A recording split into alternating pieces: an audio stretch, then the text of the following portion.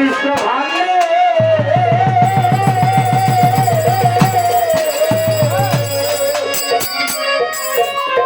বাজারে যারই আছে বিশ্ব ভাঙে তারই আছে মানব ভাঙে ওই এমন কথা মানতে মনে চায় না দয়াল বলো না আমার এই দেহে কোথায় মানব দেহে কোথায় কাবায় আর মদিনা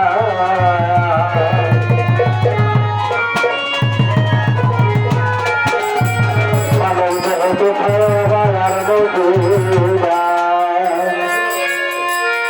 দেহে কোথায় কাবায় আর মদিনা দেহে কোথায় কাবায় আর মদিনা আয় হায় দেহে কোথায় কাবায় আর মদিনা বলো না কোথায় কাবায় আর মদিনা দেহে কোথায় কাবায় আর মদিনা বলো না কোথায় কাবায় আর মদিনা ওরে গাল গেছে বিশ্ব ভাঙে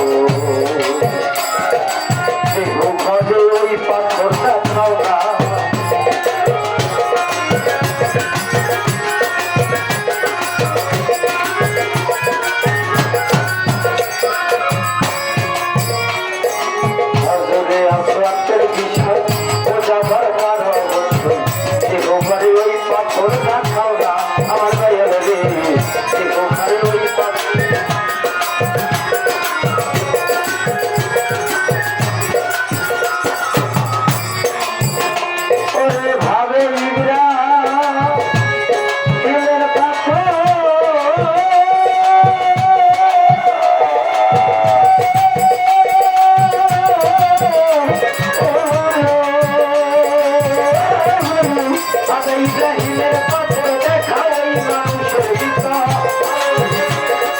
দেখাও এই মানুষের ভিতর ইব্রাহিমের পাথর দেখাও মানুষের ভিতর রাজা থেকে দেখাই মাতা মারে নাও না বলো না কোথায় কাবার মদিনা কোথায় কাবার মদিনা বলো না কোথায় কাবার মদিনা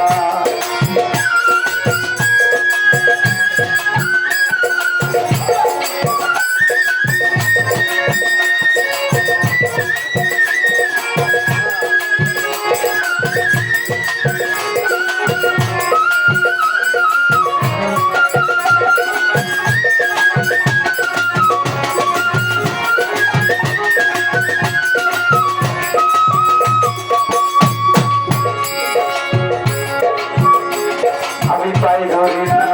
ফাঁকি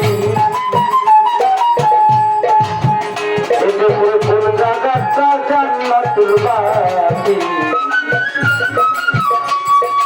আছে কোথায় নবীর রওজা খানা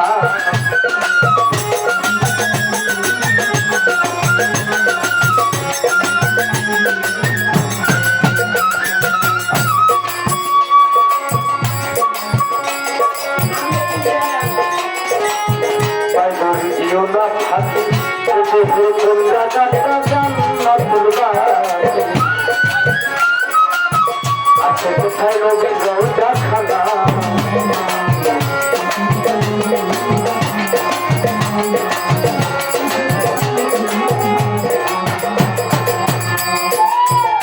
আমার নবীজির রওজার পাশে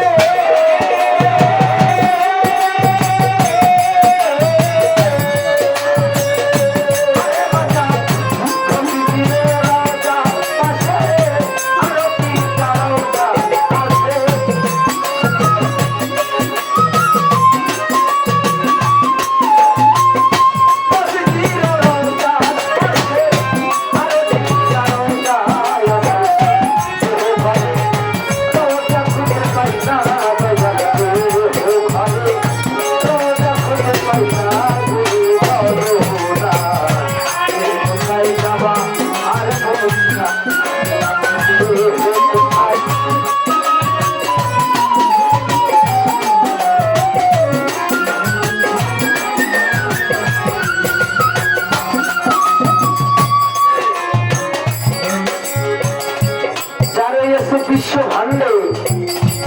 তার সেই মানব ভান্ডে এমন কথা আমার মনে মানতে চায় না তাই আজকে দয়ালের কাছে আইছি দয়াল বলবে দেহের কোথায় কাবা আর মদিনা হযরত আসকের বিষয় আমার গানের সম্পূর্ণ মীমাংসা যদি দিতে যাবো আজকে রাত শেষ হয়ে যাবে তারপর মীমাংসা দেওয়া হবে না যতটুকু না বললেই নয় আশা করি নয় যতটুকু বলবে যেমন আমার গানের ভিত্তি বলে গেছি হযরত আসকের বিষয় বোঝা দরকার অবশ্যই পুরো ঘরে ওই পাথর দেখাও না